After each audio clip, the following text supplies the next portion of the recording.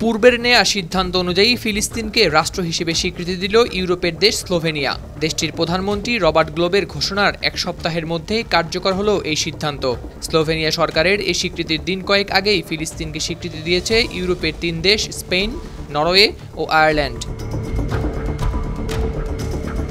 ধারণা করা হচ্ছে ইউরোপ থেকে ক্রমশ কোণঠাসা হয়ে পড়ছে মধ্যপ্রাচ্যের কসাইখ্যাত নেতানিয়াহু। কারণ বিশ্বের অন্যান্য অনেক দেশের মতো ইউরোপের দেশসমূহের সাধারণ মানুষ ও নানান অঙ্গনের তারকারা তীব্র প্রতিবাদ গড়ে তুলেছে। সেই চাপ সামলে উঠতে না পেরেই হয়তো ফিলিস্তিনকে স্বীকৃতি দিল স্লোভেনিয়া। এর আগে দেশটির পার্লামেন্ট ভবনের সামনে ফিলিস্তিনি পতাকা উত্তোলন করা হয়। এ বিষয়ে স্লোভেনীয় পররাষ্ট্র ও ইউরোপীয় বিষয়ক মন্ত্রী তানজা ফাজন বলেন, আজ একটি বড় দিন। এটি একটি গুরুত্বপূর্ণ পদক্ষেপ। স্লোভেনিয়া ফিলিস্তিন রাষ্ট্রের স্বীকৃতির বিষয়ে একটি ঐতিহাসিক সিদ্ধান্ত গ্রহণ করেছে। আমি গর্বিত যে সরকার এবং সংসদ উভয়েরই সাহসের প্রয়োজন ছিল এবং আমি এই সমস্ত কিছুর অংশ ছিলাম।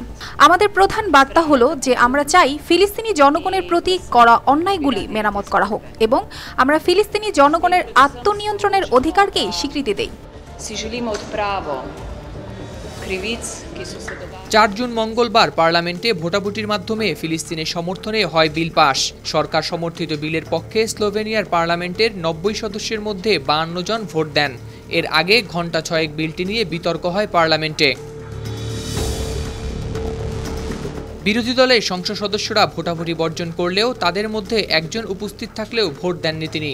বরং গণভোটের দাবি উঠলে বিলের পক্ষে ভোট দেয়া ৫২ সংসদ সদস্য খারিজ করে দেন সেই প্রস্তাব। এ নিয়ে স্পিকার আর্সকা ক্লাকোচার-জুপানসিস বলেছেন যে বিরোধীরা গণভোট প্রক্রিয়ার অপব্যবহার করছে, তবে সংসদ পরিকল্পনা অনুযায়ী এগিয়ে যাবে। ভোটাভুটির পর স্লোভেনিয়ার প্রধানমন্ত্রী রবার্ট গ্লোব সামাজিক যোগাযোগ মাধ্যম এক্সে একটি পোস্ট দেন। এতে তিনি লিখেন, একটি সার্বভৌম ও স্বাধীন রাষ্ট্র হিসেবে ফিলিস্তিনের আজকের স্বীকৃতি পশ্চিম তীর এবং গাজার ফিলিস্তিন জনগণের জন্য আশার সঞ্চার করেছে। গেল ২৮ মে ফিলিস্তিনকে স্বীকৃতি দেয় স্পেন, আয়ারল্যান্ড ও নরওয়ে। ইউরোপীয় ইউনিয়নের ২৭ সদস্য দেশের মধ্যে আগেই এই স্বীকৃতি দিয়েছে সুইডেন, সাইপ্রাস, হাঙ্গেরি, চেক প্রজাতন্ত্র, পোল্যান্ড, স্লোভাকিয়া ও বুলগেরিয়া। একই পথ অনুসরণে ঘোষণা দিয়েছে মাল্টাও। ফিলিস্তিনি কর্তৃপক্ষের মতে জাতিসংঘের ১৯৩টি সদস্য রাষ্ট্রের মধ্যে ফিলিস্তিনকে স্বীকৃতি দেয়া দেশের সংখ্যা ১৪৫-এ নিয়ে এসেছে স্লোভেনিয়া। তবে ইসরায়েলের কাছ থেকে এ বিষয়ে এখনও কোনো মন্তব্য পাওয়া যায়নি। হাওলাদার শামীম, RTV।